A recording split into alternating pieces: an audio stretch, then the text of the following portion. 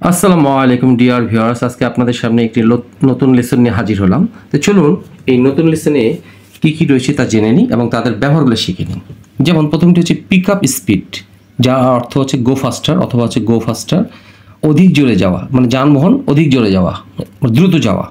Pick সামবডিস pocket, আর অর্থ হচ্ছে pocket মারা, পকেট থেকে টাকা চুরি করা। পিক এ লক, চাবি ছাড়া তালা খোলা বা সাধারণত তার দিয়ে।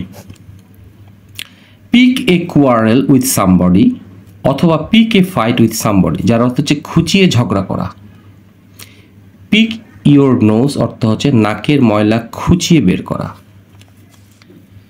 পিক আপ হচ্ছে ফোন ধরা বা অথবা এরকম অল্টারনেটিভ ইংরেজি ইউজ করতে পারি, আনসার দ্য ফোন অথবা রিসিভ দ্য ফোন। তো চলুন এখন ইয়াদের ব্যবহারগুলো দেখে নিই। প্রথমটি হচ্ছে পিক আপ স্পিড, গো ফাস্টার, অধিক জোরে যাওয়া। খুলনাগামী বাসটি অধিক জোরে যেতে শুরু করেছে।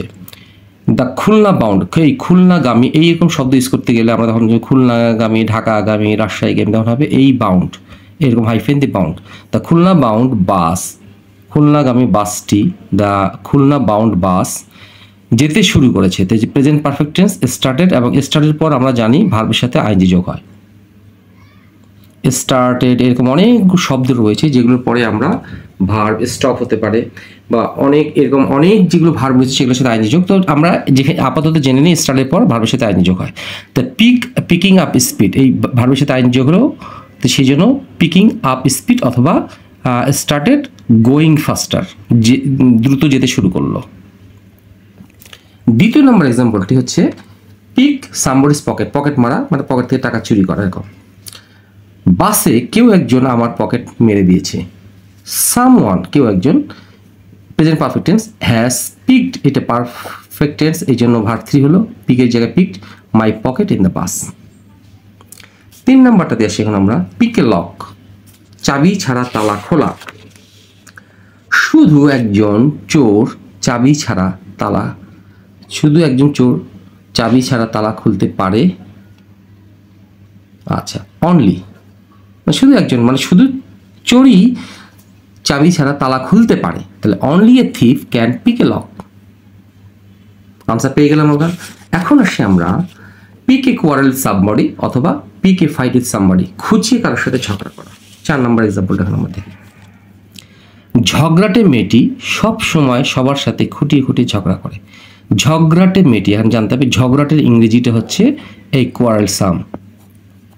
তাহলে কি হলো? দ্য কোয়ারেল সাম গার্ল, মানে ঝগড়াটে মেয়েটি। এই ঝগড়াটের ইংরেজিটা হচ্ছে কোয়ারেল সাম, এটা আমরা ভালো করে জেনে নিই। গার্ল অলওয়েজ, সবসময় কি করে, যেহেতু এটা থার্ড পারসন সিঙ্গুলার নাম্বার সেই জন্য এখানে এস বাই এস যোগ হয়েছে, পিক্স। তাহলে pix A quarrel with everybody, অথবা এটা করা যেতে পারে pix A fight with everyone, এটাও করা যেতে পারে pix A fight with everyone, দুটো করা যেতে পারে। হয় আমরা এটা ইউজ করব অথবা আমরা এটা ইউজ করব। আচ্ছা, এখন আসি পিক ইউর নোজ, নাকের ময়লা খুঁচিয়ে বের করা। 5 নম্বর এক্সাম্পলটা যাই। আমার সামনে নাকের ময়লা বের করা বন্ধ করো, মানে নাক খোঁচানো বন্ধ করো। তো স্টপের পর আমি বলি যে স্টার্ট, স্টপ, এরকম অনেক ভার্ব রয়েছে যেগুলোর পরে আপনার আইএনজি যোগ করতে হয়। তো এই স্টপের সঙ্গে এই আইএনজি যোগ হয়েছে, সেই জন্য আইএনজি যোগ হয়েছে। তাহলে কি হলো? Stop picking your nose before me, আমার সামনে নাক খোঁচানো বন্ধ করো বা ময়লা বার বন্ধ করো। পিক আপ হচ্ছে ফোন ধরা অথবা আনসার দ্য ফোন অথবা রিসিভ দ্য ফোন।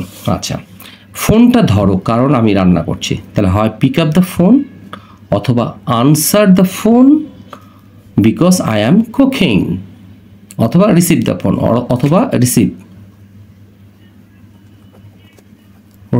দ্য